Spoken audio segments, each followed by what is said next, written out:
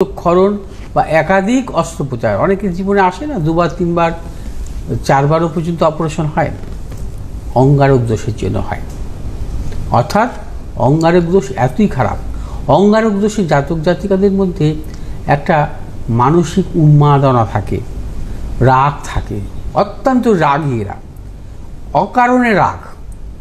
হ্যাঁ, এরা অনেক ক্ষেত্রে দেখা যায় যে পায়ে পায়ে ঝগড়াও করে, এই ধরনের যোগ, এই ধরনের যোগ নিজের থেকে জড়িয়ে যায়। হ্যাঁ, অঙ্গারক দোষ কখনোই শুভ নয়। অঙ্গারক দোষ মঙ্গল কেতুযুক্ত থাকবে, এবং এই অঙ্গারক দোষের যেহেতু মঙ্গলের যে শুভ প্রভাবটা, আমরা সেভাবে কিন্তু অঙ্গারক দোষ থাকার জন্য গোচরে ভালো কিছু পাবো না।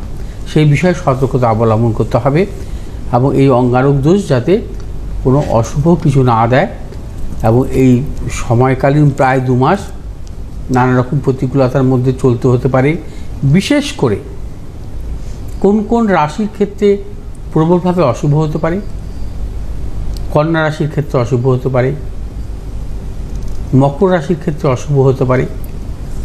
মানে আপনাদের ক্ষেত্রে সতর্কতা অবলম্বন করতে হবে। মকর রাশি, কন্যা রাশি, এই দুটো রাশির পক্ষে অতীব অশুভ। এবং কর্কট রাশির ক্ষেত্রেও কিছু কিছু অশুভ ফল আসতে পারে। কর্কট রাশি জাতক জাতিকাদের বড় কোনো চোখের কোনো সমস্যা আসতে পারে, ENT জাতীয় কোনো সমস্যা আসতে পারে।